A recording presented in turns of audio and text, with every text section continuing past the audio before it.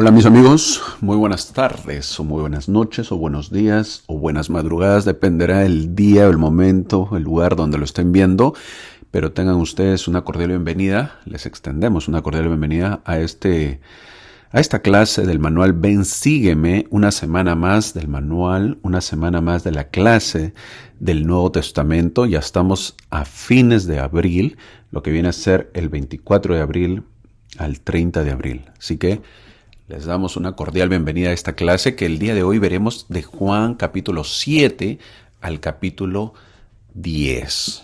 Unos capítulos muy interesantes, hay mucho contenido por aprender. Como siempre les menciono en las clases, a veces no se puede tocar todos los temas, pero trataremos de tocar lo más principal y lo más bonito y hermoso para nuestro aprendizaje, para nuestro espíritu y para fortalecer nuestra fe. Así que bienvenidos. Esperamos también que en este mes de abril que ya termina, que siempre lo vamos a recordar. ¿Por qué? Porque hemos tenido una conferencia general. Espero que hayan disfrutado la conferencia general que se celebró la primera semana de este mes y también que hayan disfrutado su Pascua.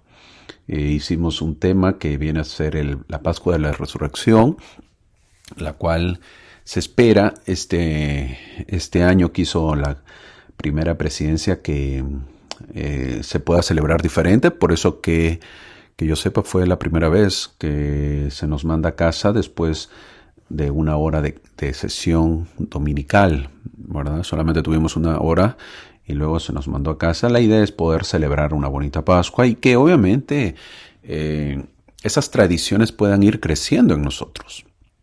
Y la pregunta es cómo celebramos, cómo llegamos a celebrar esa Pascua, cómo llegamos a celebrar esa conferencia general de la iglesia, si estamos ganando tradiciones o si seguimos pues las tradiciones de antes, ¿verdad? ¿Cuál fue nuestra tradición o cuál ha sido nuestra tradición de la Pascua? ¿Se está perdiendo, se está ganando, estamos creciendo? Algunos todavía siguen comprando sus huevitos. ¿Por qué? Porque esa es su tradición. Para algunos y para muchos celebran la Semana Santa y con el domingo que termina con el día de la Pascua de Resurrección, toman vacaciones, lo que viene a ser la diversión. Cada uno sacará sus conclusiones y su resumen de cómo quiere celebrar su espiritualidad.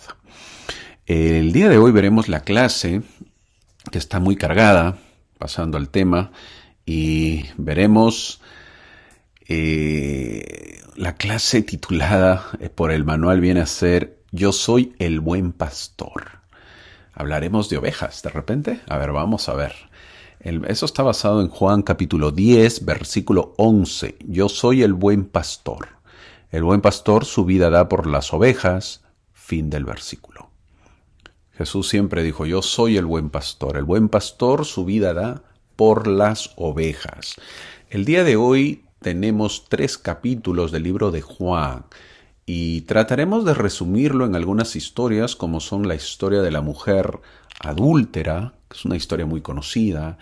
Veremos también el justo juicio que siempre se nos manda, debemos o no debemos juzgar, y hablaremos un poquito del buen pastor, ¿verdad? Porque es bueno saber si somos pastores o qué clase de pastores debemos tener.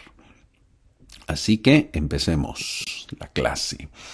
Ya estamos por finalizar el 4º mes del año, si se han dado cuenta. Con esta clase terminamos. Ya tuvimos la conferencia general, como les mencioné, y casi el libro de Juan no se ha tocado. No se ha tocado el libro de Juan, porque recién vamos en el capítulo 7. Así que veamos Juan capítulo 7, la cual nos toca el día de hoy. Juan nos dice que Jesús no quería andar en Judea. Como sabemos, lo que hemos visto en las semanas anteriores, hemos visto a Jesús normalmente trabajando, que estableció su cuartel de predicación en Galilea, en la parte norte de Jerusalén, que ahorita les voy a hablar, porque no lo hizo en la parte sur, que viene a ser Judea. No quería él andar, parece, en Judea, porque los judíos procuraban matarle. Entonces, la pregunta que uno surge es, ¿Jesús tenía miedo? No era falta de valor lo que hizo a Jesús quedarse en Galilea, sino una conciencia del tiempo adecuado del Padre. y aún pues no había llegado el tiempo. No era el tiempo adecuado para bajar, supuestamente bajar, ¿verdad? Como se dice al sur. Hay un dicho que dice, hay que darle tiempo al tiempo para que el tiempo te dé. Y Jesús está dando tiempo al tiempo porque el tiempo de Jesús es el tiempo del Padre. Así que todavía no había llegado su momento de poder bajar supuestamente al sur, ya que él tenía que terminar su obra en el norte. Es verdad que al comienzo no quiere irse a Judea, pero al final vemos que Jesús se va de Galilea para siempre. Su gran ministerio en Galilea había terminado. En Judea y Perea aún se oiría su voz, se verían sus milagros, pero el curso de su vida fue hacia la cruz. Y él fue firme e inamovible en su determinación de seguir este mismo camino, el que su padre le había trazado. Jesús se despidió de Galilea, una pequeña ciudad donde se iría, y claramente pues no habría vuelta atrás. Si vemos el mapa que he puesto en la diapositiva, el mapa, para recordar dónde queda Galilea, vemos que es al norte, es decir, al norte de Jerusalén, lo ven en la parte superior, que está pintado, se ve en la parte verde que dice Galilea, y a la parte al margen derecho está una parte celeste que viene a ser el mar de Galilea. Galilea está cerca del mar de Galilea, conocido ese mar por todo lo que hemos visto y la pregunta es los milagros pues que ahí hizo con Pedro, ¿verdad? ¿Y dónde queda Judea? Así lo llamaban antes a Judea, así se llamaba. ¿Por qué? Porque era el reino de Judea, porque en el tiempo de las 12 tribus de Israel a Jerusalén le tocó a la tribu de Judá y desde ese tiempo es llamado Judea. Las flechas amarillas indican que esa era la ruta más o menos, ¿verdad?, que siempre se hacía de Jerusalén a Galilea y de Galilea a Jerusalén. Hay que recordar que Jerusalén pues era la capital de Israel en ese entonces y donde el Mesías sería crucificado. El círculo rojo inferior vemos a Belén. Y en la parte del círculo rojo superior es lo que es Jerusalén. Belén y Jerusalén hay que saber que estaban cercas y Belén pues fue la ciudad o el pueblo donde Jesús nació, ¿verdad? Él no se cría ahí, se va a la parte norte que viene a ser pues Galilea, lo que viene a ser Nazaret y todas esas partes. Él entonces termina su ministerio en Galilea y se dirige al sur, lo que viene a ser a Jerusalén, obviamente ya por terminar su ministerio.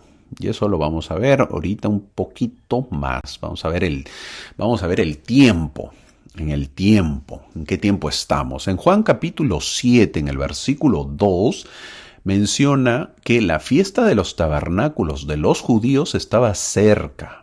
Eso dice en Juan 7:2. A la fiesta de los tabernáculos también se le llama la fiesta de Sukkot. S-U-C-O-T, Sukkot, que se celebra los primeros días de octubre, según nuestro calendario. En la actualidad muchas familias comen y hasta duermen en pequeñas cabañas construidas para la ocasión y cubiertas de hojas de palma. Por eso muchos tienen su palma como se aprecia en la diapositiva. Eso se celebra a ellos una fiesta muy importante, es la fiesta de los tabernáculos. ¿Cuándo se celebra? Los primeros días de octubre, celebran los judíos.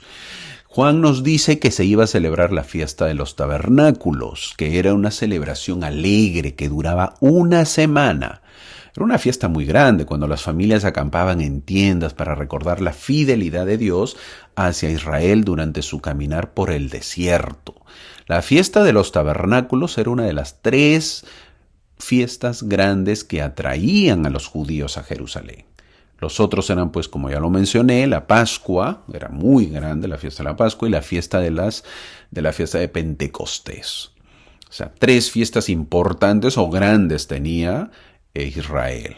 La fiesta de Pascua, la fiesta del Pentecostés y la fiesta de los tabernáculos. Y en este momento, en Juan capítulo 7, menciona que se va a celebrar la fiesta de los tabernáculos. Esta fiesta de los tabernáculos es la última a la que asiste el Salvador. En unos 6 meses, estamos en las primeras semanas de octubre que se celebra la fiesta de los tabernáculos, y en unos 6 meses después, Cristo va a ser traicionado y crucificado. Entonces estamos a 6 meses aproximadamente de la expiación o expiación y muerte de Jesús. Sin embargo, todavía estamos en los primeros capítulos del libro de Juan, ¿verdad? Entonces, ¿por qué? Porque Juan es más despacio el libro de Juan. ¿Por qué? Porque Juan tiene la intención de enfocarse en los últimos meses del ministerio de Jesús. Esa es su función, por eso él escribe el libro. Particularmente, Juan ve lo que es el ministerio entre los judíos, mientras que los evangelios sinópticos de Mateo, Marcos y Lucas se enfocan en su ministerio en Galilea. Juan enfatiza el conflicto entre Jesús y el establecimiento religioso en Jerusalén, esa pelea que siempre había entre ellos. Digo entre ellos en el sentido de los judíos o en el sentido religioso de los fariseos contra Jesús. Juan se enfoca en la parte divina de Cristo y se enfoca en las enseñanzas de Cristo durante prácticamente la última semana de su vida. En el versículo 10 del capítulo 7 de Juan menciona que Jesús sí fue a la fiesta, pero no públicamente, no fue con la gente, con sus apóstoles, con sus discípulos. En el versículo 10 dice, pero después que sus hermanos habían subido, entonces él también subió a la fiesta, no abiertamente, sino como en secreto. Fin del versículo. Es bueno indicar que en Juan Eso es bueno indicarlo, porque en Juan capítulo 7, el versículo 5 dice, porque ni sus hermanos creían en él. Fin del versículo. Naturalmente se pregunta acerca de la familia de Jesús, ¿verdad? Muchas veces. ¿Quiénes eran? Si tenía familia o no. La gente de Nazaret se opuso al llamado divino de Jesús con el argumento de que era alguien que había crecido entre ellos. Los hermanos sabían algo de la obra y los milagros de Jesús y de sus seguidores, pero ellos mismos tenían dudas, o al menos deseaban que él fuera más abierto sobre su misión.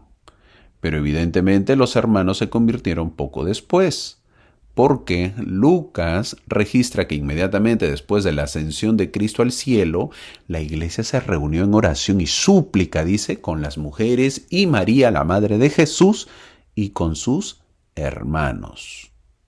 Fin del versículo. ¿Eso dónde dice? Hechos capítulo 1, versículo 14. Entonces, parece que la madre siempre estuvo conversa, pero los hermanos, parece que luego los hermanos de Jesús, que vienen a ser medios hermanos, se convierten más al evangelio, a la prédica de su medio hermano. Entonces, es bueno conocer esto porque muchas veces se habla acerca de si Jesús tuvo hermanos, no tuvo. Bueno, pues ahí lo dice. ¿Ok? En Juan capítulo 7, versículo 5 dice, porque ni sus hermanos creían en él al comienzo, pero luego obviamente ellos se convierten. Estamos viendo también que Jesús al comienzo dice que no iba a subir a la fiesta de los tabernáculos, pero luego sube en secreto, no públicamente.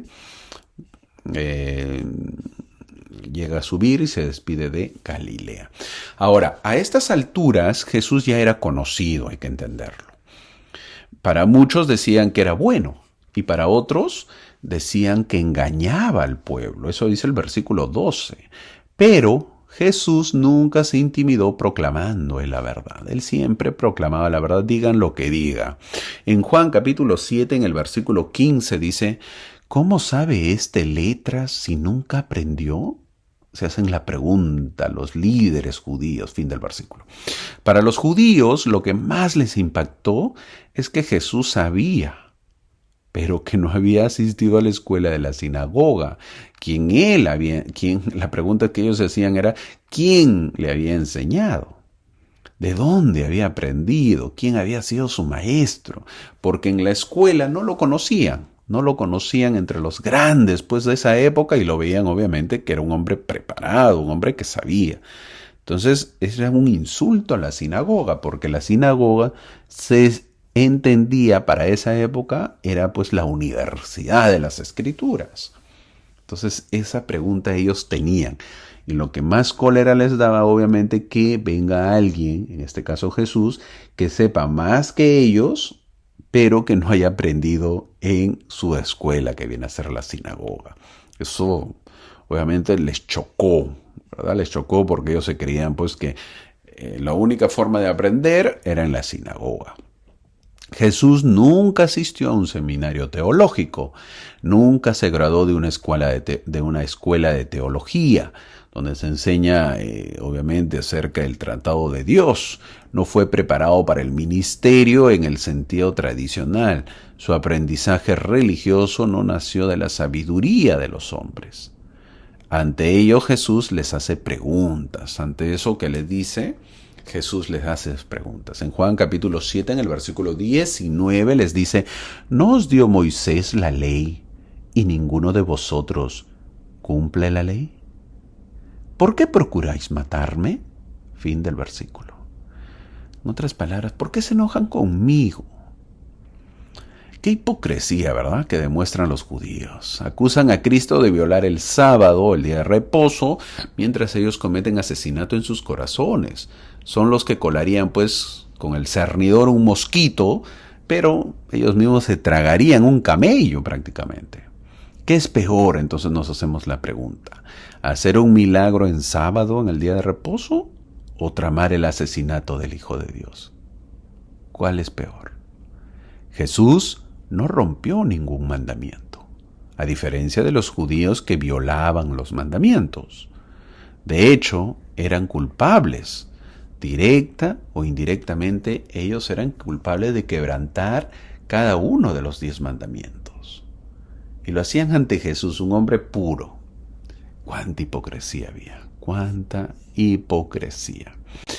Ahora, en Juan capítulo 7, en el versículo 21, Jesús respondió y les dijo: una obra hice y todos os maravilláis. Fin del versículo. Y la pregunta que nos hacemos es: ¿qué obra había hecho? Recordaremos lo que hizo.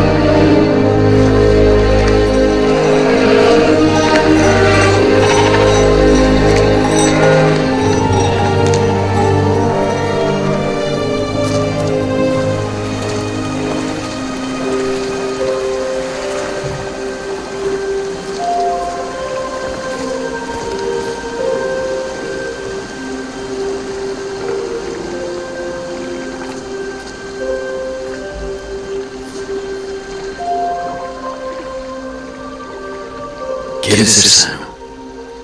Señor, no tengo a nadie que me lleve al estanque cuando se agita el agua, porque mientras yo voy, otro desciende antes que yo.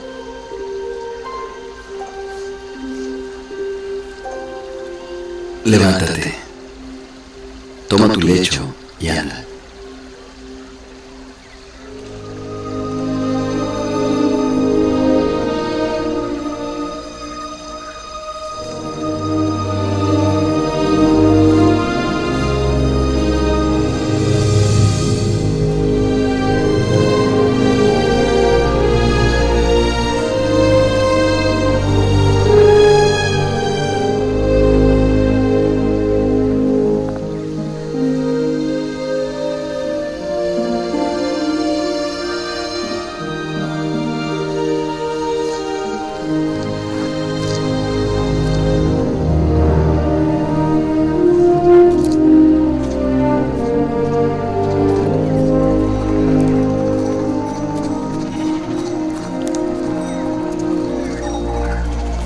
Es día de reposo. ¿No te es ilícito llevar tu lecho? El que me sanó, él mismo me dijo: toma tu lecho y anda. ¿Quién es el que te dijo: toma tu lecho y anda?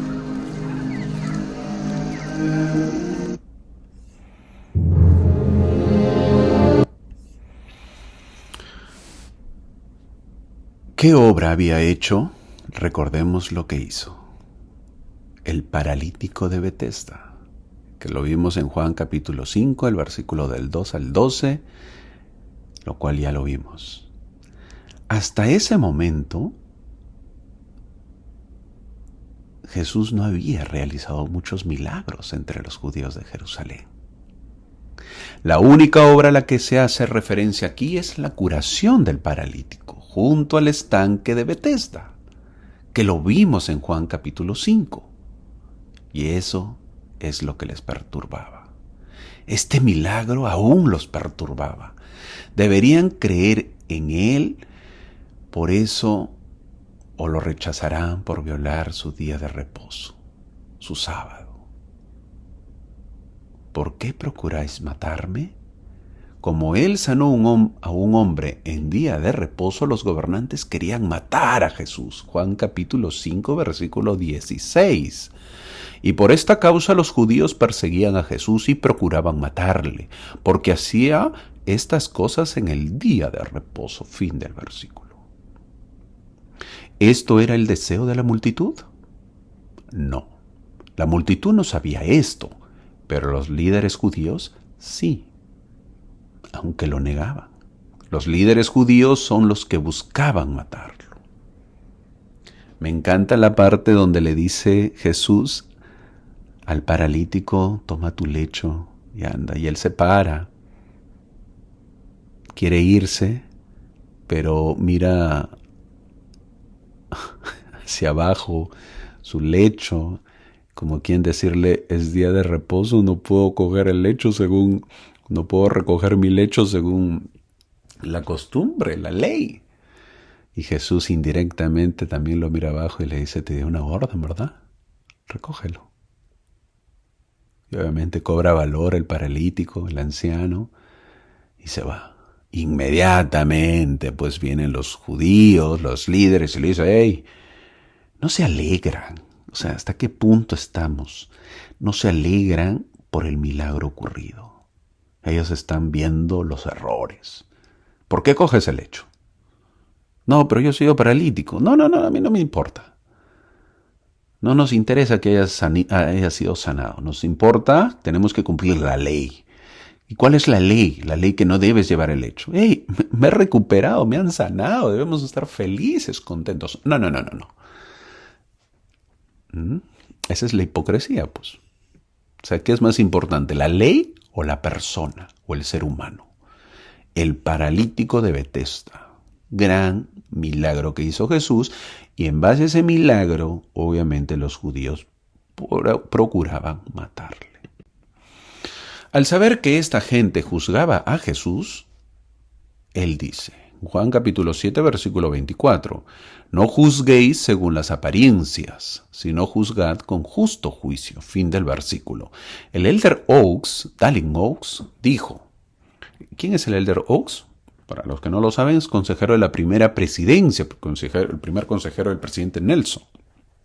Y porque ya no lo es, juez de la Corte Suprema del Estado de Utah. Y también fue considerado para ser, esto es importante, fue considerado para ser uno de los posibles jueces de la Corte Suprema de los Estados Unidos en los años 70 al 80.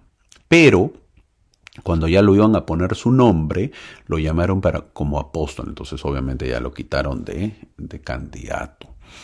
Obviamente de los republicanos, ¿verdad? Porque en Estados Unidos existen dos partidos que son los republicanos y los demócratas, y los republicanos querían a alguien pues de su partido y era el elder Oaks en este caso, pero no lo pudieron, no fue candidato. ¿Por qué? Porque lo llamaron como apóstol. Como estudiante de las Escrituras, dijo el elder Oaks, voy a leer lo que él dijo, porque es un poco, está en la Liaona, ahorita lo voy a mencionar, pero es importante lo que dice un juez. Un juez dice con respecto a este versículo, cuando dice, no juzguéis según las apariencias, sino juzgad con justo juicio, versículo 24. El elder Oaks dice, como estudiante de las Escrituras y ex juez, he tenido un interés especial en las muchas escrituras que se refieren a juzgar. La más conocida de ellas es, no juzguéis para que no seáis juzgados. Me ha desconcertado, dice, que algunas escrituras nos ordenen no juzgar y otras nos instruyan que debemos juzgar e incluso nos digan cómo hacerlo. Interesante que diga eso, pues un juez, ¿no? Que tiene que juzgar. Pero a medida que he estudiado estos pasajes me he convencido de que estas instrucciones aparentemente contradictorias son consistentes cuando juzgamos y debemos verlos con la perspectiva de la eternidad. Voy a ser un poquito más claro. Bueno, Y voy a seguir leyendo para entenderlo. ¿A qué se refiere el Elder Oaks? El Elder Oaks continúa diciendo, la clave es entender que hay dos tipos de juicio. Los juicios finales que se nos prohíbe hacer y los juicios intermedios que se nos ordena hacer, pero sobre principios justos. Ojo, principios justos, eso no lo debemos olvidar. Primero, hablo del juicio final, ya que los mortales no pueden suponer que actuarán como jueces finales en ese tiempo futuro y sagrado. ¿Por qué ordenó el Salvador que no juzguemos juicios finales? Creo que este mandamiento fue dado porque presumimos de hacer juicios finales cada vez que proclamamos que una persona en particular va al infierno o al cielo, por un acto en particular o un momento en particular a la persona que pretendemos juzgar. El profeta José Smith dijo, mientras una porción de la raza humana está juzgando y condenando a la otra sin misericordia, el gran Padre eterno del universo mira a toda la familia humana con un cuidado y una consideración paternales. Tiene las riendas del juicio en sus manos. Él es un legislador sabio y juzgará a todos los hombres, no según lo que no tienen, sino según lo que tienen.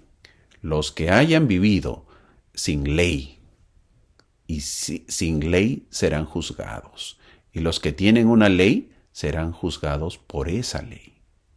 Eso dijo el profeta José Smith en su libro Enseñanzas del profeta José Smith.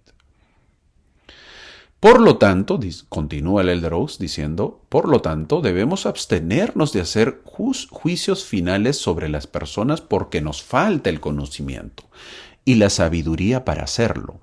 De todo esto vemos que el juicio final es el del Señor y que los mortales deben abstenerse de juzgar a cualquier ser humano en el sentido final de concluir o proclamar que él o ella está irremediablemente destinado al infierno o ha perdido toda esperanza de exaltación. En contraste con prohibir a los mortales hacer juicios finales, las Escrituras requieren que los mortales hagan lo que llamaré juicios intermedios. Estos juicios son esenciales para el ejercicio del albedrío moral personal. Entonces, tal como dice la diapositiva, no está prohibido que nosotros hagamos juicios finales. No podemos hacerlo, obviamente. Eso se nos ha prohibido. No podemos juzgar que si alguien va al infierno o alguien va al cielo. Lo que sí tenemos que hacer, y se nos ordena hacer porque si no el mundo no puede continuar, es juicios intermedios. Se nos ordena hacer. Imagínense, esto lo dijo un ex juez todavía, el Elder Oaks. Y es verdad. Todos hacemos juicios intermedios. Y obviamente que es importante hacerlo. ¿Y qué más un juez, verdad? Un juez tiene que dictaminar sobre la inocencia o la culpabilidad de alguien. Y si no existiera pues esos juicios intermedios, obviamente que la persona, ¿en qué quedaría? ¿Y cómo quedaría todo el mundo si no existieran esos juicios? Todos, continúa diciendo el Elder Oaks, diciendo, todos hacemos juicios al elegir a nuestros amigos, al elegir cómo gastaremos nuestro tiempo. Por eso ahí he puesto tiempo, en la diapositiva se ve el dinero, el tiempo. Y por supuesto al elegir a tu pareja. Consideremos algunos principios o ingredientes que conducen a un justo juicio, dice el Elder Oaks. Primero, un juicio justo debe, por definición, ser intermedio. El Evangelio es un evangelio de esperanza y ninguno de nosotros está autorizado a negar el poder de la expiación para lograr la limpieza de los pecados individuales, el perdón y la reforma de vida en condiciones apropiadas. Segundo, un juicio justo será guiado por el Espíritu del Señor, no por la ira, la venganza, los celos o el interés propio. Tercero, para ser justos, un juicio intermedio debe estar dentro de nuestra mayordomía. No debemos presumir de ejercer y actuar sobre juicios que están fuera de nuestras responsabilidades personales. Cuarto, Debemos, si es posible, abstenernos de juzgar hasta que tengamos un conocimiento adecuado de los hechos. Un quinto principio de un justo juicio intermedio es que, siempre que sea posible, nos abstendremos de juzgar a las personas y solo juzgaremos las situaciones. Por ejemplo, él mismo pone un ejemplo. Sé de una familia santo de los últimos días que un hijo adolescente mayor que se ha vuelto adicto al cigarro, los padres le insistieron en que no fumara en su casa o frente a sus hermanos menores. Ese es un juicio sabio de una situación, no de una persona. Entonces, incluso cuando los padres toman medidas de protección relacionadas con una situación lamentable, deben mantener relaciones amorosas y alentar una mejor conducta por parte de la otra persona. Sexto, el perdón es un principio complementario al mandamiento de que en los juicios finales no juzguemos y en los juicios intermedios juzguemos con justicia. El Salvador enseñó: no juzguéis y no seréis juzgados, no condenéis y no seréis condenados. Perdonad y seréis perdonados, dice Lucas capítulo 6, versículo 37. Séptimo, un ingrediente final o principio de un juicio justo es que aplicará normas justas. Que Dios nos bendiga para que podamos tener ese amor y que podamos mostrarlo al abstenernos de hacer juicios finales de nuestro prójimo. En esos juicios intermedios que somos responsables de hacer, que juzguemos con justicia y con amor. El Evangelio de Jesucristo es un evangelio de amor. Eso dijo el Elder Oaks. Fin del comentario del Elder Oaks. Eso lo encontramos en la Leona de agosto de 1999, cuando ya el Elder Oaks era un apóstol. Ya había dejado de ser juez. Y es importante, ¿por qué? Porque si no, nadie hubiera querido, pues nadie quisiera ser juez. Y obviamente que la sociedad sin un juez en la actualidad, pues sería un caos. ¿Verdad? Sin un juicio sería un caos. Imagínense, todos los que cometen delitos no serían juzgados. Y eso sería algo incorrecto. Tenemos que vivir en una sociedad donde haya jueces y haya juicios, obviamente esos juicios intermedios, de tal manera que podamos vivir mucho mejor. Qué curioso, hemos visto esto por una razón, porque ahora vamos a ver una historia conocida por todos. La historia, a continuación viene la historia de la mujer adúltera. No olvidemos juicios intermedios y juicios finales. ¿Ok? Eso vamos a verlo, cómo tiene un poco de relación. ¿Será que los líderes ahora en esta historia, será que los líderes judíos querían aprender de Jesús? ¿Estamos exagerando que ellos eran hipócritas? De repente querían aprender. De repente querían ellos aprender acerca cómo juzgar. Y vamos a ver esta historia. ¿El propósito era ser instruidos o cuál era su verdadera intención de estos judíos líderes? Antes de empezar, veamos dónde ocurre este episodio de la mujer adúltera. Y eso lo dice el versículo 2. Y por la mañana volvió al pueblo. Jesús está enseñando en el templo. Esta historia ocurre en el templo de Jerusalén. El versículo 3 dice que fue llevada una mujer que fue sorprendida en el mismo acto de adulterio. Es muy probable que esté desnuda o con poca ropa. Eso tenemos que hablar claro. Si fue sorprendida en el adulterio, indica que no tenía ropa, pues, o poca ropa, y así fue llevada a la fuerza por la turba de hombres, jaloneada, empujada, gritada, insultada, maltratada. La expusieron a esta mujer a unos hombres supuestamente puros para que tomen la decisión de su vida, pero ellos, los líderes que estaban en el templo, astutamente pidieron al maestro que tome la decisión. Pobre mujer, esperó el juicio. estuvo expuesta para que determinen sobre ella. Pero estos hombres disfrutaban el momento, era el momento perfecto para determinar la suerte de Jesús. ¿El objetivo cuál era? No la mujer. El objetivo era detener a Jesús con esta trampa que ellos hacían. Eso lo dice el versículo 4. Leamos lo que dice en la diapositiva. Le dijeron: Maestro, esta mujer ha sido sorprendida en el acto mismo de adulterio.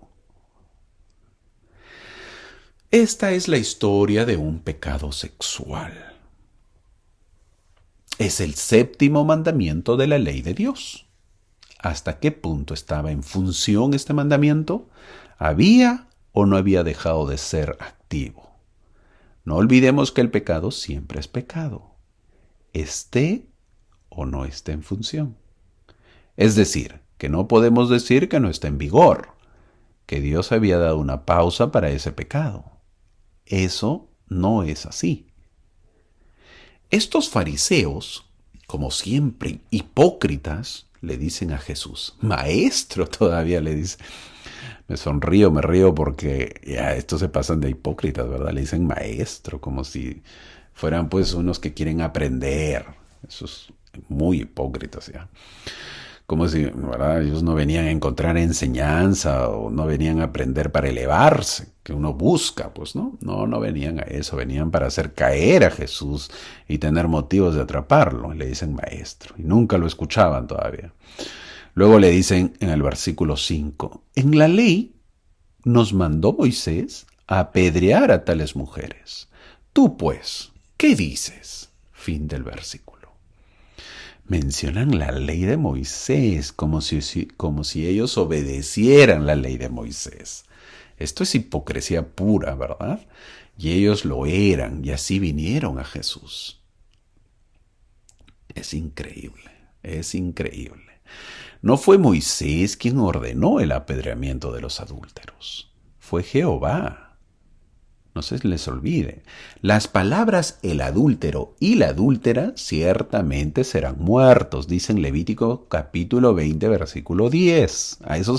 Ellos se basan en esos versículos. Vinieron de Jehová cuando se comunicó con Moisés y le dio la ley. En Deuteronomio capítulo 22, versículo 22 dice: si fuere sorprendido alguno acostado con una mujer casada, con marido, ambos morirán. El hombre que se acostó con la mujer y la mujer también. Así quitarás el mal de Israel. Fin del versículo. Qué astuto se vuelve el hombre para acusar, ¿verdad?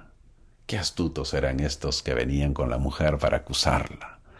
Hacemos un alto y recordamos quién tiene esta astucia de buscar verdades a medias para usarlos. ¿Se acuerdan quién? ¿Ya los recordaste? Bueno, pues, ¿recuerda las tentaciones de Jesús? Así le tentó Satanás, basándose en escrituras. ¿Se acuerdan? Jesús, que conoce el corazón de cada persona, conoce el corazón de estos fariseos también. Satanás lo tienta a Jesús con medias verdades usando versículos de las escrituras. Porque escrito está, le dice Satanás. Y aquí los judíos también le dicen: bueno, pues, Moisés nos mandó que apedreemos. ¿Tú, pues, qué dices? En otras palabras, ¿qué vas a hacer, Jesús? Estás entre la espada y la pared, como decimos en la actualidad. Estos judíos, líderes, fariseos, al igual que Satanás, tientan a Jesús. ¿Hasta qué nivel llegó? Satanás habrá estado parado al frente de ellos mirándolo porque dice: yo no necesito estar aquí, ya con esto son suficientes. Qué terrible, ¿verdad? La respuesta de Jesús, por lo tanto, es aún más fascinante e instructiva. La letra de la ley hubiera matado a esa mujer en ese mismo momento, pero el Espíritu de Dios en la persona de su Hijo, el oráculo viviente, abrió su camino a la vida.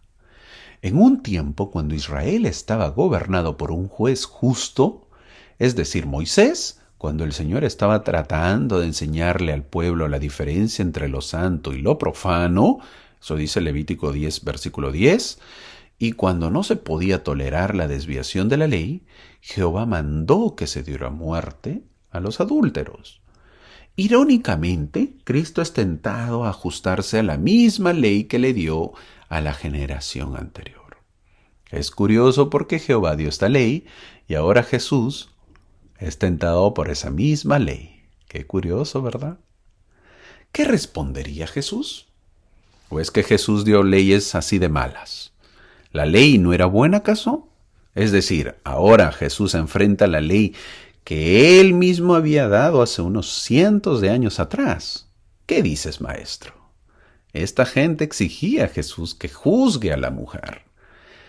¿Culpable o inocente? No hay más opciones. ¿Estos judíos estaban buscando realmente justicia?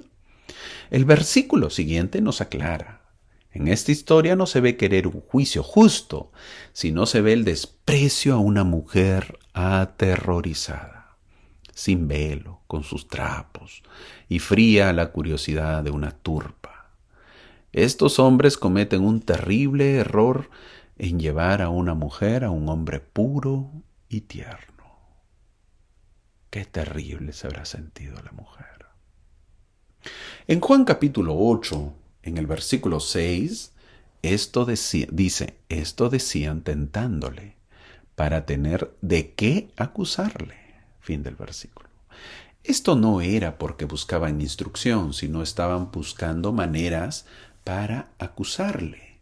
Jesús había llegado supuestamente a amargarles la vida, a cambiarles sus estatutos cuando esto no era verdad. Este interrogatorio, astutamente diseñado, no fue en ningún sentido una búsqueda de orientación, ni planteó ningún punto con referencia a un infame acto de adulterio que requería una decisión. Aunque era costumbre consultar a rabinos distinguidos en casos de duda o dificultad, esto no era tal el caso. Ellos sabían, y todos sabían, que Moisés decretaba la muerte de los adúlteros, ambos, del hombre y de la mujer, y que la mano del acusador arrojaría la primera piedra. No fue así. El culpable, que era el hombre también, estaba ausente. Para que se cumpla la ley, tenían pues que estar los dos. ¿Dónde estaba el hombre? ¿Por qué no decían que el hombre también esté presente? El marido agraviado no presentaba ningún cargo, y no se habían llamado testigos, para que en boca de 2 o 3 testigos se estableciera toda palabra. Su propósito, más bien, como lo expresa Juan, era tentarlo, para que tengan de qué acusarlo. ¿Qué aprendemos de esta cultura de estos tiempos? Que las mujeres eran más denigradas, porque a los hombres no lo tocaban. En un juicio correcto no debe estar solamente un lado, sino ambos lados. En este caso, hombre y mujer. No se puede juzgar así. Para un juicio imparcial tenían que estar ambos. Es verdad que todos piden juicio, pero nadie pide un juicio para uno solamente. Si tú en ese momento fueras el juez, ¿cuál sería tu decisión? ¿Te acuerdas de cómo juzgar? ¿Te acuerdas de los juicios finales? ¿Te acuerdas de los juicios intermedios? ¿Te acuerdas de los justos juicios que vimos hace un momento? ¿Qué haría Jesús? Aprendemos de esta cultura que los fariseos pensaban que ellos ya estaban en el cielo y que el juicio vendría para los gentiles y que para ellos es el juicio. Y también para los pecadores notorios como los publicanos o esta mujer pecadora. Ese era su pensar de los judíos, de los líderes judíos. Es un grave error. A veces no entendemos el pecado. La ley condena cualquier tipo de pecado contra los mandamientos de la ley de Dios, el homicidio, el adulterio, la muerte, la codicia, la mentira, pero ellos pensaban que no. Ellos pensaban que solamente los pecados notorios, visibles o escandalosos. Es igual al tiempo de ahora. Muchos dicen, yo no soy malo, yo no he matado a nadie, no soy malo, no he robado. Eso es una equivocación. Cualquier pecado es igual. Nosotros separamos pecados malos y pecados no muy malos, pero para Dios son iguales. El que ha quebrantado un mandamiento de la ley de Dios ha pecado. Punto. Pero eso de que este pecado es malo, el otro no, eso es un error. Podemos ver que no fue solamente una vez que hicieron la pregunta al maestro.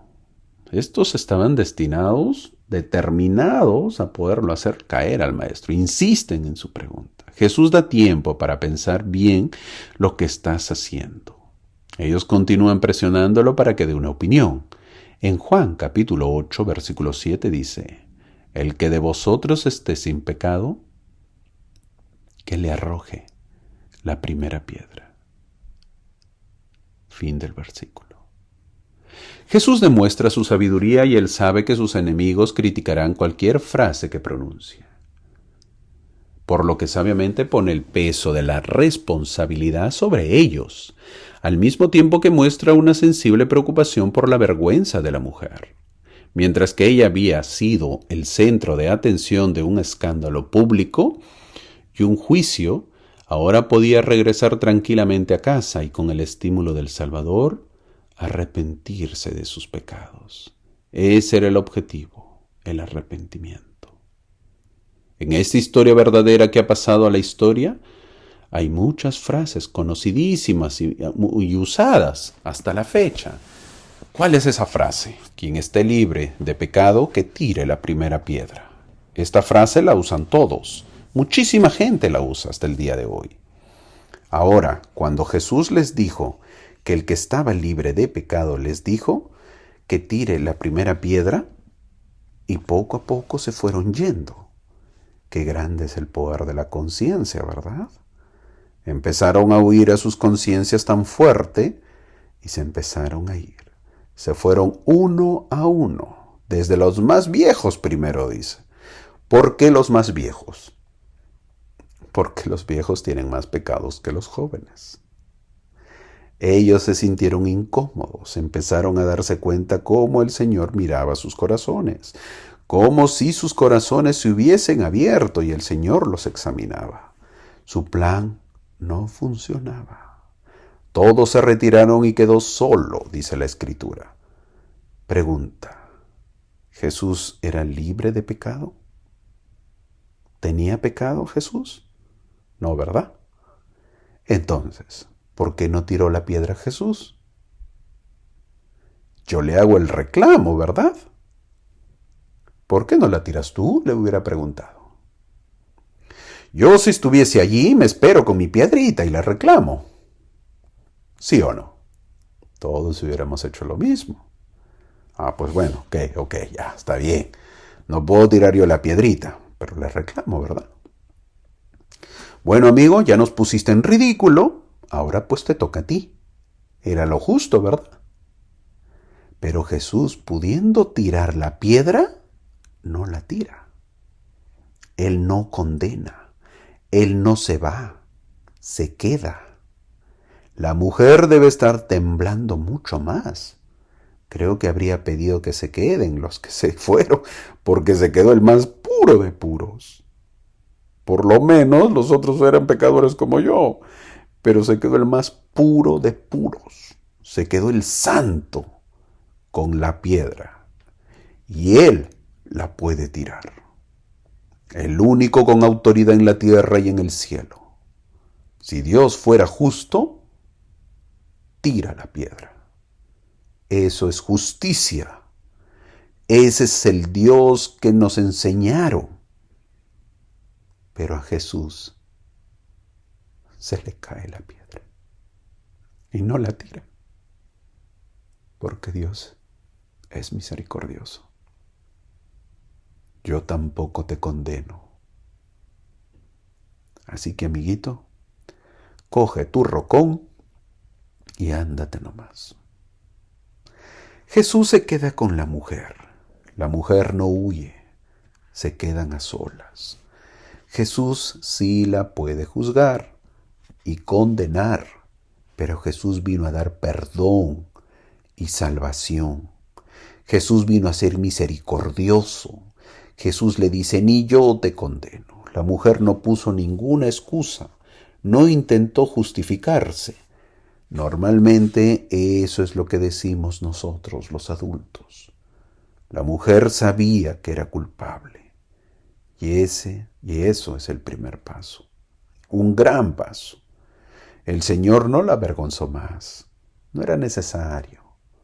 Jesús estaba tratando aquí con hombres que eran culpables, ya sea en realidad o en sus corazones cargados de pecado, de la misma ofensa acusada contra la mujer. Es decir, eran un efecto adúlteros dignos de muerte, según los términos de la misma ley que ahora buscaban invocar contra la mujer. Gran enseñanza que nos da Jesús. Él puede con la piedra aplicar justicia y no lo hizo. No lo hizo. ¿Qué hacer cuando Jesús determina o dictamina que el que esté libre de pecado tire la primera piedra? Versículo 8 dice, e inclinándose de nuevo hacia el suelo, siguió escribiendo en tierra. Fin del versículo. Y la pregunta es, ¿qué escribió? Para ello conozcamos lo que decía la cultura hebrea con respecto al adulterio. Siempre que alguien era sorprendido en adulterio, tanto el hombre como la mujer eran llevados a las puertas del templo y acusados. Si se podían reunir testigos para confirmar que en verdad se había cometido adulterio, entonces se realizaría una cierta ceremonia para traer el juicio. Además, se requería que el sacerdote, según estamos viendo lo que era la costumbre, se requería que el sacerdote se agachara y escribiera la ley que se había quebrantado, junto con los nombres de los acusados, en el polvo del piso del templo. Eso es lo que hizo Jesús. Anotó adulterio y junto con los nombres de los acusados. Al hacer esto, Jesús les mostró a estos acusadores que ellos no estaban guardando la ley, pero que Él lo haría de todos modos. Entonces, ¿qué estaba haciendo Jesús? Escribiendo sus nombres, los nombres de los acusados. Había escrito el pecado y los nombres de todos los acusados. En este caso, los acusados no era la mujer solamente, como mandaba la costumbre. En el piso se tenía que escribir, en este caso, adulterio, y se tenía que escribir el nombre de la mujer y también el nombre de la pareja, ¿verdad? Del hombre. Pero Jesús no escribió eso. Jesús escribió adulterio y Jesús escribió el nombre de todos los acusadores. Se dice que cuando Jesús dijo que tire la primera piedra, aquel que estaba libre de pecado se acercó el primero y vio su nombre escrito. En el versículo 9 dice, pero ellos, al oír esto, acusados por su conciencia, salían uno a uno, comenzando desde los más viejos hasta los postreros. Y quedó solo Jesús y la mujer que estaba en medio. Fin del versículo. Cada uno que tenía su piedra y venía a tirarle a la mujer, leyó en el piso su nombre. ¿Por qué? Porque también era acusado. Si hubiésemos estado en ese tiempo, ¿nosotros hubiésemos estado con la piedra en la mano o hubiésemos defendido a la mujer? Es el momento donde la conciencia empezó a trabajar, donde la conciencia empezó a carcomerle su cuerpo. La conciencia son recuerdos, en este caso recuerdos de tus pecados, esos pecados ocultos que supuestamente nadie lo sabe. Se dice que cada hombre vino y vio su nombre en el piso, escrito por Jesús. La pregunta que si ellos se hacían es, ¿cómo sabe ese hombre mi nombre? Y la conciencia les hizo recordar sus pecados. Luego de ello, en el versículo 11 dice, enderezándose Jesús y no viendo a nadie, sino a la mujer, le dijo, mujer, ¿dónde están los que te acusaban? ¿Ninguno te condenó? Fin del versículo.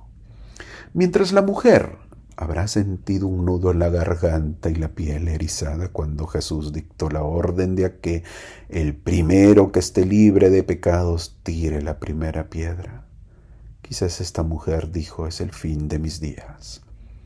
Por fin dejaré este mundo incomprendido, y quizás se puso en una posición fetal y con el corazón acelerado de latir de miedo, porque esa es la posición que uno se pondría si es que quisiera, si es que sería apedreado, tratando de cubrirnos lo más que podamos. Y al no sentir ninguna piedra después de unos segundos o minutos que parecerían una eternidad, escuchar la voz de Jesús. Mujer, ninguno te condenó. Creo que la respuesta de ella no fue de triunfo, sino de ¡uf! Ella dijo, ninguno, Señor. Entonces Jesús le dijo, versículo 11, ni yo te condeno. Vete y no peques más. Fin del versículo. Ni yo te condeno, mujer. Vete y no peques más. Una frase también muy dicha hasta el día de hoy. Ella era culpable de los cargos y él lo reconoció, diciéndole que dejara atrás sus pecados. Pero le dijo que fuera como una mujer libre a esa nueva vida. No le hizo reconocer su culpa, él no la humilló. Pensemos en la fuerza que tuvo esta mujer de dar ese cambio. ¿Cuál es el mensaje del Evangelio entonces? ¿Es que somos pecadores y débiles y frágiles? ¿Que el Padre Celestial está disgustado y enojado con nosotros? ¿Que Jesús lamenta haber muerto por nosotros porque fue un verdadero desperdicio de la expiación? ¿Los ángeles han decidido que darnos el albedrío fue algo tonto? No. No. El mensaje de las Escrituras es que nada puede separarnos del amor de Cristo. ¿Quién es el que condena? Es Cristo el que murió. Más aún, el que resucitó, el que está a la diestra de Dios, el que también intercede por nosotros.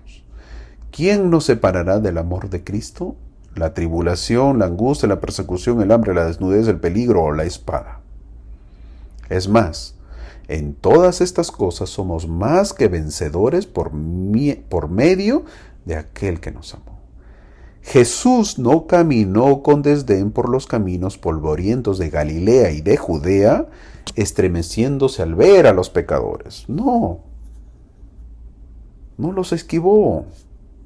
No, Él comió con ellos, Él ayudó y bendijo, levantó y edificó, reemplazó el miedo y la desesperación con esperanza y alegría.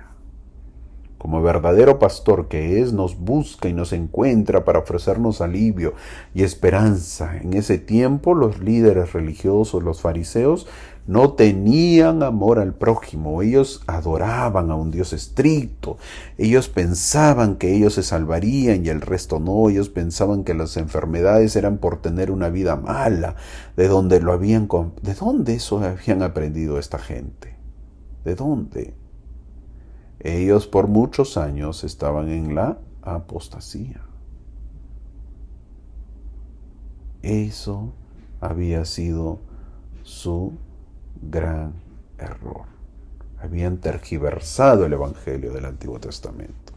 El Salvador no aprobaba el adulterio, pero tampoco condenó a la mujer. Él animó a reformar su vida. Ella estaba motivada a cambiar debido a su compasión y misericordia. Esta historia es dada no para que un pecador encuentre justificación de sus pecados, sino que el objetivo es que un pecador encuentre el perdón de sus pecados para que entre en el reino de Dios. Dios sabe que todos sus hijos van a pecar, pero no los quiere condenar, sino ayudarles para que encuentren el perdón. Es decir, Jesús vino a mostrar su misericordia, no vino a condenar a nadie. Podemos ver la costumbre de esa época. El amor fraterno que no existía, al parecer disfrutaban ver a la mujer en ese estado a punto de ser apedreada. Las personas tenían poco valor, más aún a quien ellos consideraban pecadores o aquellos quienes sufrían alguna enfermedad grave, porque ellos entendían que esas enfermedades eran fruto de sus pecados o de un pecado grave. Las personas no tenían mucho interés para ellos, así se sanen. Para esta gente las personas no eran importantes. Cuando las personas no son importantes es que no hay amor al prójimo. Y cuando no hay amor, se ha perdido todo. Ahora se presentaba la mejor oportunidad, la mejor trampa dada para arrestar a Jesús. Y obvio que como usada la mujer como pretexto. ¿Hasta dónde haber llegado? A hacer una trampa y usando a una persona. Hago un alto para conocer a la mujer. Normalmente, y hay que recordar en la costumbre también, hay que verlo. ¿Quién era esta mujer? Normalmente las jovencitas de 12 a 15 años ya se casaban. Y normalmente lo hacían con personas mayores para que las puedan mantener. La mujer era considerada una carga para la sociedad en ese entonces. Muchísimas veces los esposos maltrataban a la esposa y ellas soportaban en silencio. Quizás esta jovencita también fue obligada a los 12 o a los 13 años a estar con un adulto. Y quizás después este hombre la maltrataba. Y lo único que buscaba ella era salir de ese infierno en el que vivía. Maltrato no solamente de boca, no solamente maltrato psicológico que no existía en esa época, sino maltrato físico. Imagínense, 12, 13 años casarse con una persona mayor y atenderlo, y encima el adulto maltratar a esta jovencita, que ni siquiera llegó a conocer el verdadero amor. Obligada.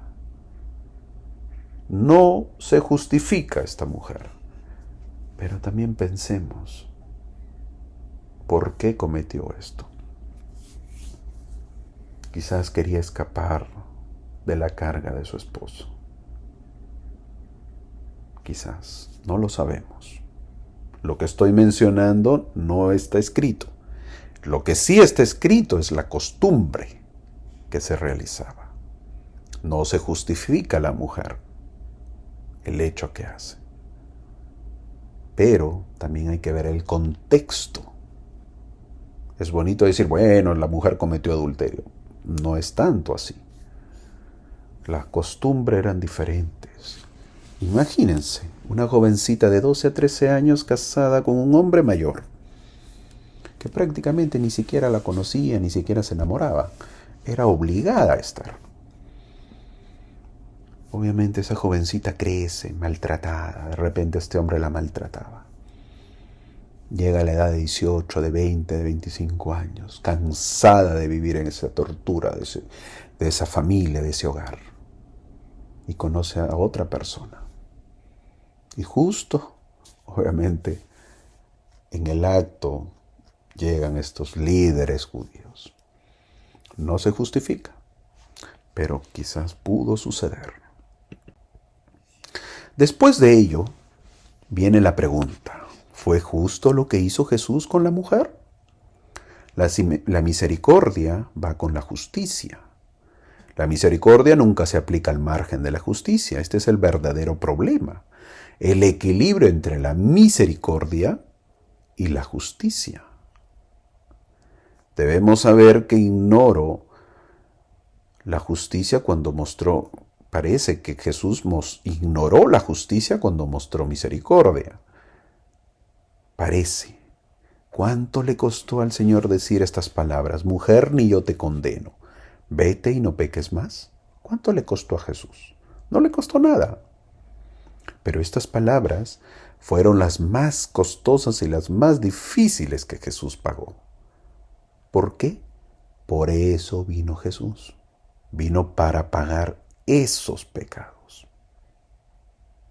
El Señor usó misericordia y no condenó, porque Él pagaría ese precio en el Getsemaní.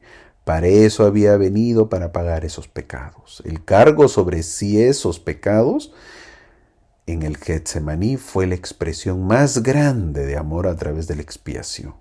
Jesús pagó el precio de esta mujer cuando cargó la cruz pesada. Cristo cargó los pecados de esta mujer cuando fue crucificado en la cruz y murió. Cristo fue crucificado por esos pecados de esta mujer y murió por sus pecados.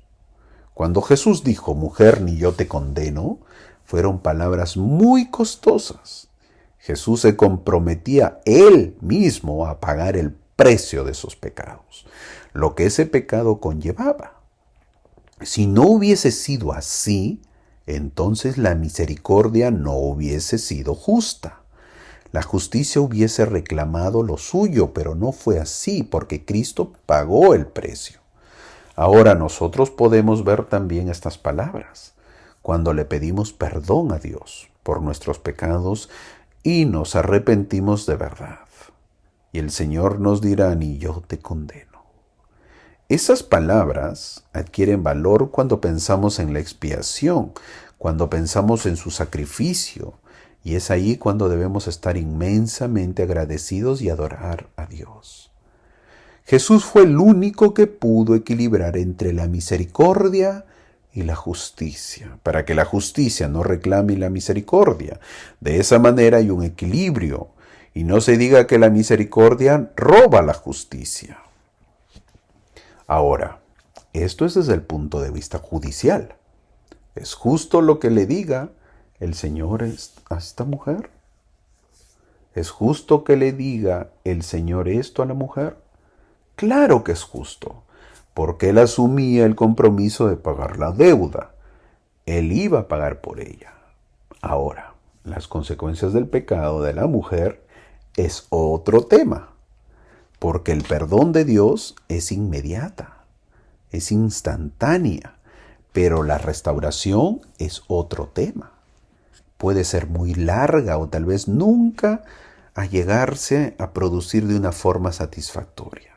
Muchas veces toma tiempo. Queremos creer que cuando nos convertimos a Dios borre nuestros pecados y anule las consecuencias del pecado inmediatamente, y eso no ocurre y no es lo mismo y muchas veces no se entiende. Vamos a poner un ejemplo para entenderlo. Un drogadicto de años con este vicio que conoce el Evangelio y se arrepiente y se convierte a Dios. Sus pecados son perdonados, pero las secuelas de sus pecados o de su vicio, esto se va a prolongar por muchísimo tiempo y tendrá que trabajar en ello. Es más, quizás lo lleva a una muerte prematura. Quizás lo lleve a una muerte prematura. El perdón fue inmediato para la mujer si es que se arrepintió. Yo creo que sí se arrepintió, pero ahora lo demás estaba pendiente. La relación rota con el marido, la relación estropeada, ¿cómo se restauraría? No se nos dice lo demás. Lo que pasó después, ¿qué pasó con la mujer? ¿Qué pasó con el marido? ¿El marido estaba pendiente? Quizás el marido estaba presente y fue él quien la llevó al frente de Jesús, esperando justicia. El Señor fue bien claro y específico con la mujer. Le dijo, vete y no peques más. Jesús no se muestra indiferente con el pecado. Le dice a la mujer que abandone ese pecado. El arrepentimiento es una rotura con el pecado. El arrepentimiento exige un cambio de conducta en el futuro. A veces se dice que tienes que ser muy buena persona para que Dios te perdone, y no es así. Dios perdona para que nosotros seamos diferentes. El Señor dio una nueva oportunidad a los pecadores para empezar otra vida diferente por medio del arrepentimiento y el perdón. Quien no necesita una segunda oportunidad o una tercera oportunidad, a ver, diga, ¿quién no? De esta historia aprendemos varias formas de tratar con el pecado. Primero, el pecador ante otros pecadores, esto es terrible. Cuando un pecador está ante otros pecadores es terrible. No hay cosa más terrible. No hay cosa más terrible que caer ante otro pecador. Esto agudiza nuestra visión. Somos incapaces de ver nuestros pecados, pero muy buenos para ver el pecado de los demás. Esto es porque necesitamos aceptación, porque los pecados de los demás, si son tan grandes, entonces los míos son insignificantes. Usamos esa psicología, esa falsa psicología. Es por eso que tratamos de demostrar lo grande que son los pecados de los demás para que nuestros pecados pues se vean minúsculos, pequeñitos. Por eso vemos el fariseo en Lucas capítulo 18, versículo 11, que cuando oraba en el templo, que le agradaba que haya adúlteros, mentirosos, etc. Le venían de maravilla para que él quede salvo. Cuando la gente trajo a la mujer adúltera, ellos estaban felices porque ella tenía pecado y supuestamente su pecado era mayor que el de ellos. Así ellos se veían justificados por supuestamente sus pecados pequeños. Ella era la malvada y la pecadora, y ellos eran pues los buenos, los justos. Esto era una ignorancia total al pensar así. El pecado de la mujer, que sí era pecado, no los hacía justos a los demás, y Jesús los demuestra. Es feo y triste caer en las manos de otro pecador. Segundo, el pecador ante la ley de Dios. La ley decía que Moisés mandó a apedrear a la mujer pecadora. Y eso entendemos que la ley no nos salva. Tercero, el pecador ante la conciencia. La conciencia es una extensión de la ley de Dios. Los acusadores se dieron que su conciencia les acusaba. La ley y la conciencia nos acusa, pero no puede hacer nada por salvarnos. Y cuarto, el pecador frente a Cristo. Al final la mujer se quedó a solas con Jesús cuando todos se fueron. Descubrió en Jesús que hay amor, hay misericordia, en el Señor hay perdón. Incluso para los peores pecadores hay perdón. Y escuchó esas palabras tan hermosas: ni yo te condeno, mujer, vete y no peques más. Tienes una segunda oportunidad, vete, ni yo te condeno. Si Jesús pudo decir, ni yo te condeno, si Jesús las pudo decir y nos puede decir ahora, ni yo te condeno, yo estoy dispuesto a cargar con tus pecados, yo he pecado, el precio de tus pecados para que seas libre. El Señor nos perdona y no nos condena. Él ha venido a salvarnos y quiere que volvamos a Él. Hermosa historia con hermosas enseñanzas.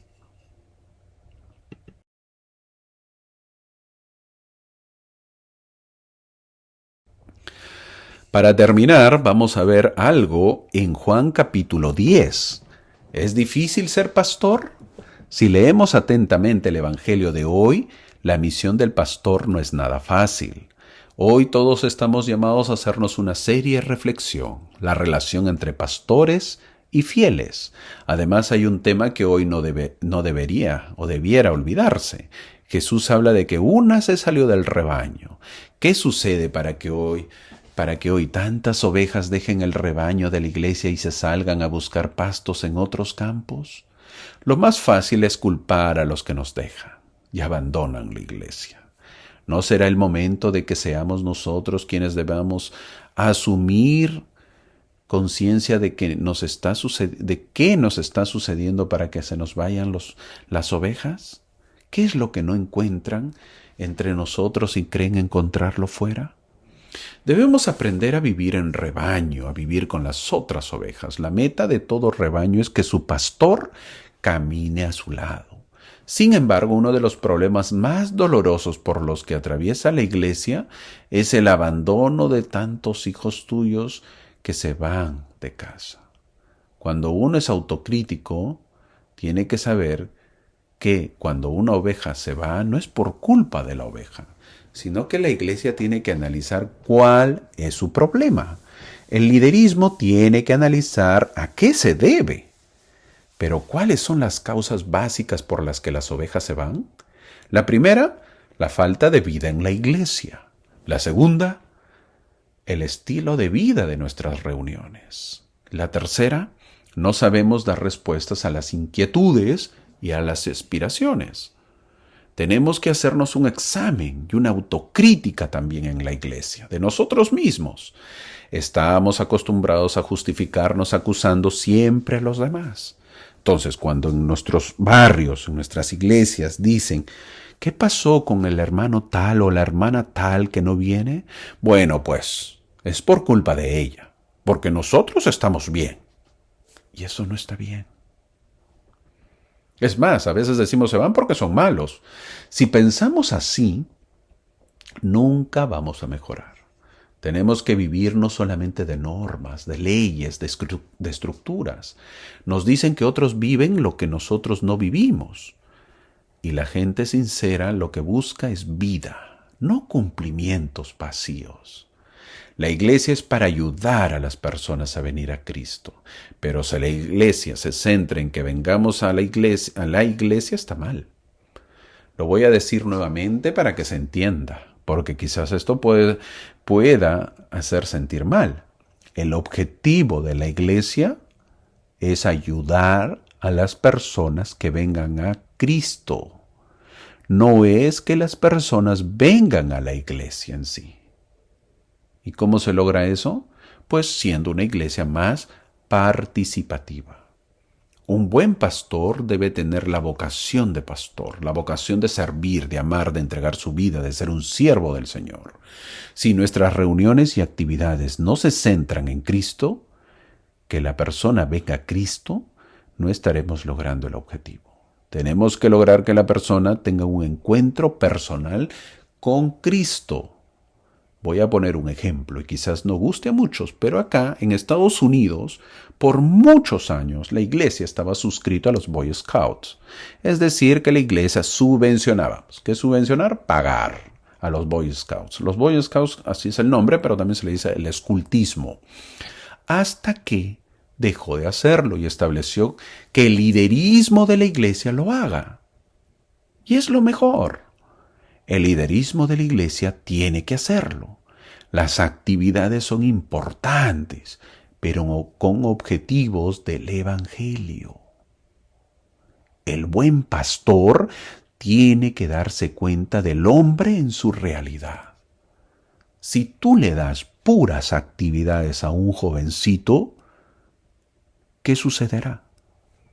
¿Su fe crecerá o no? Tampoco quiero o estoy diciendo que pasemos al otro extremo, pura espiritualidad al jovencito. Eso no es el objetivo. Pero dentro de las actividades que se realicen con los jóvenes o jovencitas, puede haber espiritualidad. De esa forma, el jovencito aumentará su fe dentro de todo lo que se realice. Entonces, el liderismo de la iglesia tiene que hacer las actividades. Las actividades son importantes, pero con objetivos del Evangelio. Debe haber actividades para los jóvenes, pero por supuesto, no puede ser todo Evangelio. Eso debemos tenerlo claro, pero actividades donde se fomente el Evangelio. Actividades sí, pero que también haga que el jovencito vaya aprendiendo de Dios, a conocerlo más, para que cuando llegue el momento, este jovencito o jovencita tenga su fe y amor por Cristo y pueda ir a una misión, por ejemplo, mejor preparado. El sacerdocio arónico tiene que ir aprendiendo a sentir la vocación de servicio, y mientras más servicio haga, más tendrá la vocación de poder salir a la misión, a poder ayudar al prójimo a conocer el Evangelio y levantar las manos de los caídos. A los 18 años estará preparado de poder salir a una misión y lo hará con honor. No debemos olvidar que un misionero representa también a su comunidad. Un misionero mexicano en España, ¿qué representa? ¿Qué dirán? Los españoles dirán, así son los mexicanos. Un misionero chileno en Argentina, ¿qué dirán los argentinos? Dirán, así son los chilenos. Voy a poner otro ejemplo. Lo hago para que podamos entender el objetivo y no para crítica, sino para ayuda. Hace muchos años, no lo sé ahora, pero las conferencias de Estaca, no sé cómo se realizan ahora, ha cambiado casi. Las conferencias de Estaca se realizaban los sábados y los domingos. Estoy hablando conferencias de Estaca. Es decir, los sábados había la famosa reunión del sacerdocio, que se realizaba a las 4 de la tarde hasta las 6 de la tarde.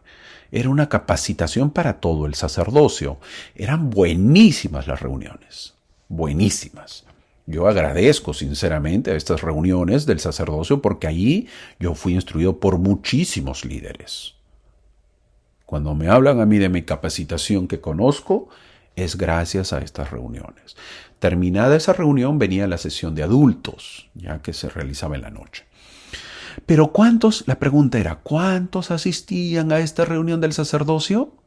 Si digo la 10ª parte, es mucho. Asistían poquísimos. Y gracias a que asistían poquísimos, los que asistíamos éramos mejor capacitados, porque habían menos.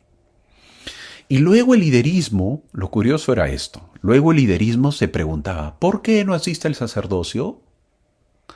Yo he sido parte de este liderismo. Y lo he visto en muchísimas estacas donde he estado, en diferentes lugares. Y he estado en muchas estacas, muchos diferentes lugares, y he visto que lo mismo se repetía.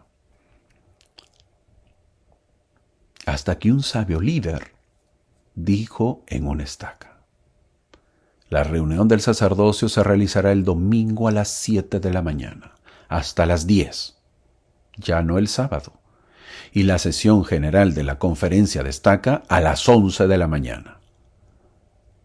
Y todos nos quedamos, ¿qué? ¿El sábado en la tarde a las 4 no habrá sesión del sacerdocio? No. Ahora será el domingo a las 7 de la mañana, así que avisen a todos. ¿Qué creen que sucedió? Pregunta. Lleno total. ¿Y por qué? Fácil. El sacerdocio son varones, y los varones trabajan. Y trabajan también los sábados, porque en nuestro sacerdocio todos no son empresarios, sino son clase del pueblo, son trabajadores. Esto no lo ven los líderes. Esto solo lo ven los buenos pastores, los que desean ayudar a las ovejas. Si no tenemos esa visión, estamos mal. Y luego es fácil culpar a las ovejas que no asisten. ¿Cuál es la diferencia que sea sábado o domingo? Pregunta. Ninguna. El objetivo no es el día, el objetivo es que asista el hermano a ser capacitado y juntos nos podamos elevar. Pero si hacemos la reunión el sábado y pedimos que asistan y luego les decimos que hay que sacrificarnos porque cuando hay sacrificio hay bendiciones, la pregunta es, ¿eso es ser un buen pastor? ¿Eso es ser un buen líder? No olvidemos que la mayoría de nuestros buenos hermanos son trabajadores y tienen que trabajar. También los sábados, porque es un ingreso más al hogar. Muchos miembros que se unen a la iglesia se unen para sentirse acogidos fraternalmente, para sentirse valorados, visibles y espiritualmente fortalecidos.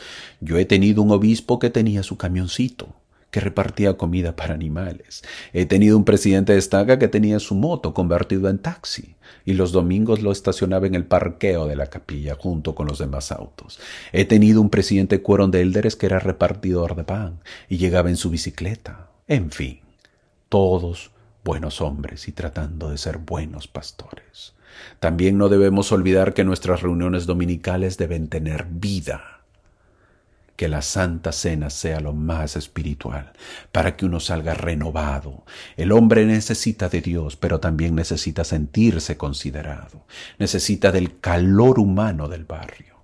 Esto es responsabilidad de todos. Todos necesitamos ser pastores de todos, porque todos somos responsables de todos. Líderes más cercanos a la gente, sacerdotes más cercanos a la gente y nosotros mismos más cercanos de todos. Versículo 11, como está en la diapositiva. Yo soy el buen pastor. El buen pastor su vida da por las ovejas. Termino la clase diciendo que la lección de hoy fue extensa, pero ha valido la pena. La mujer adúltera. Vimos una hermosa historia, una mujer hundida en la vergüenza, temblando de miedo ante la dureza y la incomprensión humana. Unos hombres siempre dispuestos a escandalizarse de los pecados de los demás, siempre dispuestos a juzgar y condenar a los otros. Además, un Jesús siempre dispuesto a amar, a perdonar, a salvar, a tender sus manos para levantar al que ha caído. Misterio del corazón humano, del tuyo y del mío. Misterio de debilidad, misterio de dureza para con los demás y misterio del corazón de Dios que solo sabe amar y perdonar. La credibilidad de la Iglesia pasa a través del camino del amor misericordioso y compasivo. Una Iglesia, si no tiene misericordia y compasión, entonces no es Iglesia. El perdón es una fuerza que resucita una vida nueva e infunde el valor para mirar el futuro con esperanza. Sin el testimonio del perdón, sin embargo, queda solo una vida infecunda y estéril, como si se viviese en un desierto, pues todo seco. Ha llegado de nuevo para que la Iglesia el tiempo de encargarse del anuncio alegre del perdón. Es por eso que vino Cristo. Es el tiempo de retornar a lo esencial para hacernos cargo de las debilidades y dificultades de nuestros hermanos.